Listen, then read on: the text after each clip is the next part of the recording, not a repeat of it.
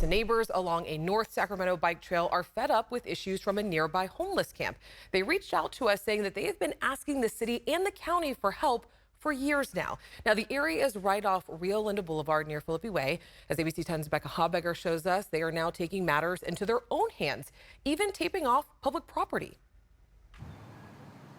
Signs and tape surround empty fields along the Sacramento Northern Bike Trail in North Sacramento's Robla neighborhood, an unofficial grassroots effort to contain the nearby homeless encampment. One of the nearby homeowners cleared an area after an encampment left, and they put caution tape around the area, and no one came and reclaimed the space. And so some other neighbors decided, well, let's give that a try. And so far, it's kept people off of that area. Vicki Updike is one of several neighbors who live along Rio Linda Boulevard near Jesse Avenue and met with ABC 10 Friday afternoon.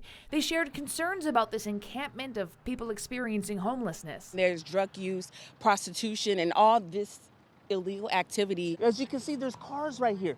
Cars. We're supposed to be walking here. We're supposed to be riding our bikes and walking our dogs. People don't even want to do that no more. It's like, if we have to follow these laws, why aren't they required to follow these laws? Neighbors shared photos and videos of safety and sanitation issues stemming from the camp, including grass fires, which they say is a fairly regular occurrence here, plus drug dealing and drug use, sex work, and aggressive behavior. This would never be allowed in the Fabulous 40s. This would never be allowed in Lamb Park. Dawn Belly Herrera and her neighbors say they worry this working-class neighborhood and District 2 as a whole don't get the same level of urgency, attention, or services as more affluent areas of the city. They told us, keep putting in 311 requests. We've been doing that for years, and it's going unheard. Neighbors say they do see the city and county out here doing cleanup and outreach work on occasion, but it's never enough, and the camp and its problems remain. So ABC 10 took these concerns to the city and county since they work together on homelessness responses. The city says it responds daily to 311 calls in all 8 council districts, and it's acutely aware of community concerns regarding encampments along the Sacramento Northern Bike Trail. The city's incident management team has invested significant resources to the entire bike trail, which remains a high priority area. Dispatches to this location are frequent, with city staff and other partners present nearly every day along the bike trail to engage in outreach and compliance work. Meanwhile, advocates for people experiencing homelessness say this is the result of a broken system. This is a policy failure on the part of city, county, state, and federal government. And we need to put that blame where it belongs. Until there are policies that make housing available to everyone, regardless of income, she says we'll continue seeing this.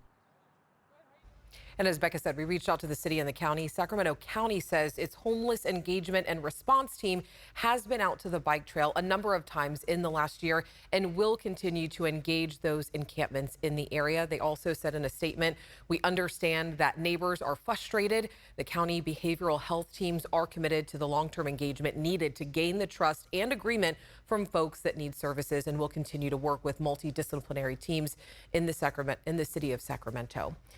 Now, tonight, a 7th-month legal battle between the city and county district attorney over homelessness continues. District Attorney Tien Ho sued the city in September over safety concerns with homeless encampments near the courthouse. The lawsuit said the city's failure to enforce its laws about homelessness is a public nuisance. The city is violating the water code by not keeping parks and sidewalks clean from encampments. And the city violates fish and game code by allowing encampments to pollute waterways. Now, a judge issued a tentative ruling today saying there is a lack of evidence for the nuisance and water code claims. The case might only move forward on the violation of the fish and game code. That final ruling is expected next week. And the homelessness crisis is something we talk a lot about on this show. We know that people are very passionate about this. On Tuesday, we told you about the Golden Corral out in South Sacramento. The restaurant's owner is fed up with a nearby encampment, and several of you wrote in this week sharing your concerns and also some of your ideas to tackle this issue. So we want to get to some of your points tonight. One viewer wrote in saying, I live close to the restaurant and that problem has been and is getting worse. The county and city point a finger at each other and no one takes responsibility. Voting and getting involved is crucial in moving on. Another viewer also offering solutions, saying multiple solutions are needed. The main one must be a safety net that catches people before they hit the street. The answer lies in the 230 million homeowners in the United States.